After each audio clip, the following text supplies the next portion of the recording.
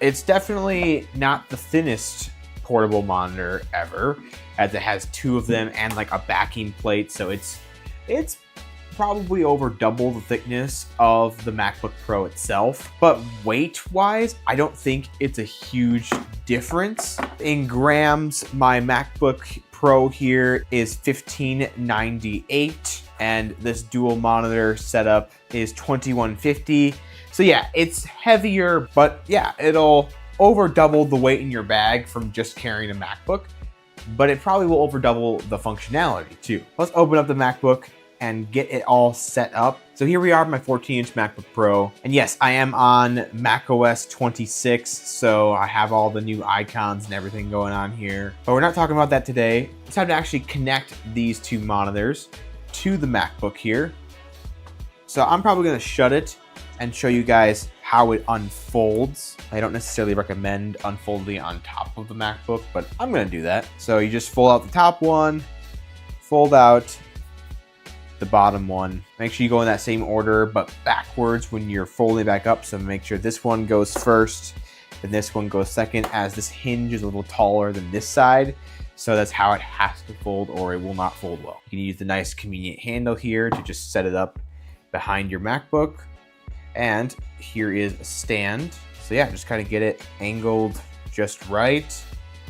Move these monitors next to it. So let's open up my MacBook and kind of set that right there, give it some extra support.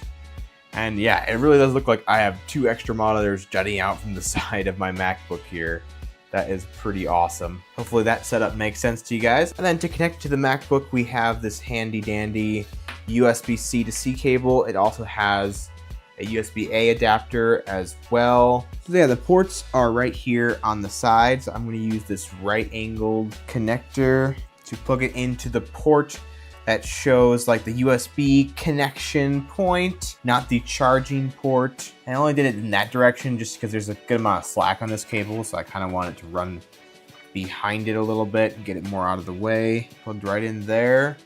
These monitors are turning on. But before you really get these monitors to show up very well, there was an included USB drive. It has a USB-C and a USB-A connection on it. So we're going to use the C and plug it in. And this should be able to give us the proper drivers to run these monitors. So let's open this drive here. Let's open the macOS version. Here is the driver for macOS 15. They don't have one for macOS 26. I don't really expect them to, but I assume this latest driver is going to be the one that works here. All right, now we have a new app, macOS Instant View. We'll install the update. Yeah, a little bit of setup with this monitor, not quite as plug and play as probably I would like. All right, we got to give it screen and system audio recording permissions. Now we have these two monitors connected. And for the sake of this video, I think I'm going to lay this down for you guys.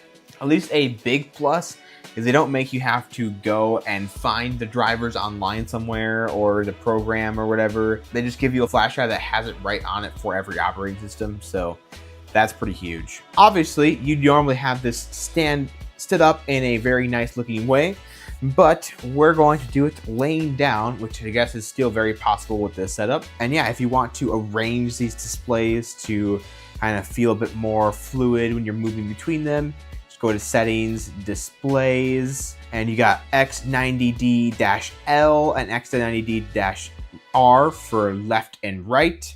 So the highest resolution is 1080p on these monitors, which is still pretty great, to be honest. Now let's arrange this and make sure, yeah, we want left to actually be to the left of the display and right to actually be on the right. Perfect. So look at that. As soon as I go off to the right, there we go. I'm on the right side of the display here. I get all the same functionality as any normal external display. The quality of the displays seems very well made to me, especially for a portable monitor. I mean, these are not 4K P3 wide color gambit monitors here, but they seem to do the job of extending your screen for a much bigger workstation. I mean, all right, so let's say I open up DaVinci Resolve, maybe one of my other projects here, go with this one. And then workspace, I can go dual screen. And now this can just be all my media and everything. And this monitor has a timeline over here, and you can pick what your primary and secondary display are.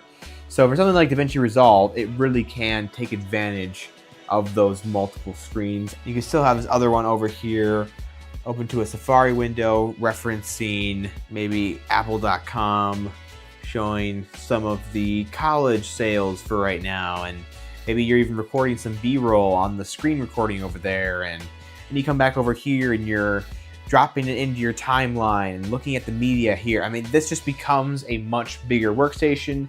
It is exactly what it says it is. It's a portable triple monitor setup. And yeah, these are both powered by my MacBook right now. You do not need to separately power them. If you don't want to drain the battery, you can plug it into power and then it will power it as well. And some ports won't power it fully. If you just have like a regular USB-C connection or something like that, you may need to have it powered. But for any modern MacBook or whatever, this is going to power it completely. This is for a regular laptop and desktop setup. This is not something that like an Android tablet or an iPad is going to be able to connect to well. It needs that app or drivers to function properly. So you're going to have to go with one of the supported operating systems that we saw earlier. Lots of functionality, good looking screens, and lots of different ways you can fold this and use it as well. One of the methods they show, if you fold one down here and you lift this one up, then you get right next to it a vertical display that you can go and rotate the screen. Now you have a portrait mode screen stood up next to your MacBook here. So lots of little functionality things you can do. You can also mirror them all and then fold these screens back and basically just have a nice meeting with a group of people and everyone's able to see the same stuff. So lots of business functionality and productivity things that this can offer. And all it takes is you just unplugging it, turn it all off, and just one plug back in to power on the monitors and turn it all right back on again. I'm a fan of how easy that works once the initial setup is done, and you don't need to power them separately or anything like that. And then when you're all done, you can disconnect this cord and you're just refolding the monitors. This one goes first, then this one. Now you have your portable monitor setup.